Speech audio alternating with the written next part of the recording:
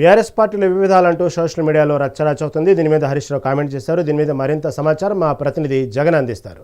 BRS పార్టీలో వర్గ విభేదాలు నడుస్తున్నాయని బట్టి చెప్పేసి ఇటు బీఆర్ఎస్ పార్టీలో గత కొంతకాలంగా కూడా ఇటు ప్రచారం నడుస్తుంది. దీనికి తగ్గట్టుగానే అటు ఆ బీఆర్ఎస్ పార్టీకి సంబంధించినటువంటి సీనియర్ నాయకులు కూడా కొంత మేరకు ఇటు బీఆర్ఎస్ పార్టీలో వర్గ విభేదాలు నడుస్తున్నాయంటూ అటు కేటీఆర్, హరీష్, కవిత మూడు వర్గాలుగా చీలిపోయారు. ఇటు ముగ్గురికి సపరేట్ వర్గాలు ఏర్పడ్డాయి. వీరి ఆ బలాబలాలతో వారు ఎవరికి వారే ఇటు నెక్స్ట్ అటు బీఆర్ఎస్ పార్టీ సంబంధించినటువంటి నేతగా కొనసాగాలనుకుంటున్నారు అన్నటువంటి ప్రచారం కూడా చదువుతూ వచ్చింది. ఇదే నేపథ్యంలో ఈరోజు హరీష్ రావు అయితే మీడియా సమావేశం ఏర్పాటు చేశారో విలేకరులు అయినటువంటి ఒక ప్రశ్నకు బీఆర్ఎస్ పార్టీలో ఎటువంటి వర్గ విభేదాలకు తావులేదు, బీఆర్ఎస్ పార్టీకి సంబంధించినటువంటి అందరూ నాయకులము మేము కలిసే పనిచేస్తాము అంటూ ఆయన వ్యాఖ్యానించారు. అంటే గతంలో నుంచి కూడా ఇటు ఆ బీఆర్ఎస్ పార్టీకి సంబంధించినటువంటి పార్టీ అంతర్గత విభేదాలపై సోషల్ మీడియాలో అనేక చర్చలు జరుగుతూ వస్తున్నాయి. ఈ చర్చలో భాగంగా ఇటు హరీష్ రావు పార్టీ మారుతారు, లేదా వేరే పార్టీలో జాయిన్ అవుతాడు, లేదా సొంత పార్టీ ఏర్పాటు చేసుకుంటారంటూ కూడా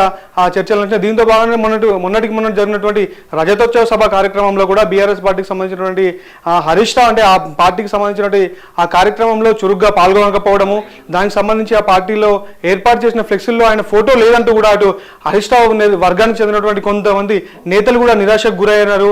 దానికి సంబంధించి కూడా ఇటు సోషల్ మీడియాలో పెద్ద ఎత్తున ప్రచారం జరిగింది. అంటే ఏది ఏమైనప్పటికీ కూడా పార్టీ ఆవిర్భావం నుంచి ఉన్నటువంటి నేతకు సముచిత స్థానం దక్కట్లేదు, మా నేతకు సముచిత స్థానం దక్కట్లేదు అంటూ అటు బీఆర్ఎస్ లో హరీష్ రావుకు సంబంధించినటువంటి వర్గీయులు కూడా కొంత నిరాశ చెందారు.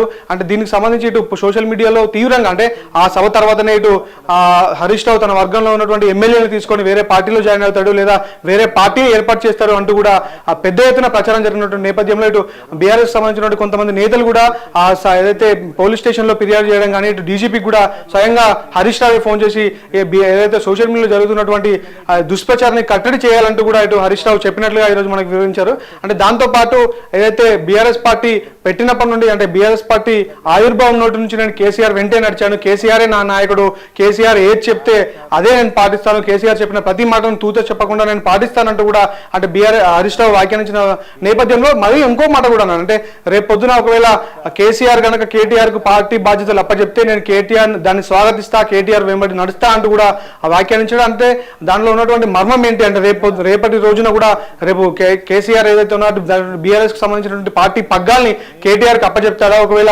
కేటీఆర్ కి అప్పచెప్తే హరీష్ రావు ఎట్లా తీసుకుంటారన్న దానికన్నా హరీష్ రావు సంబంధించినటువంటి హరీష్ రావు వర్గ నేతలు ఎట్లా తీసుకుంటారు అనుకుంటూ ఇటు ఏదైతే బీఆర్ఎస్ పార్టీలో తీవ్రంగా చర్చ నడుస్తుంది.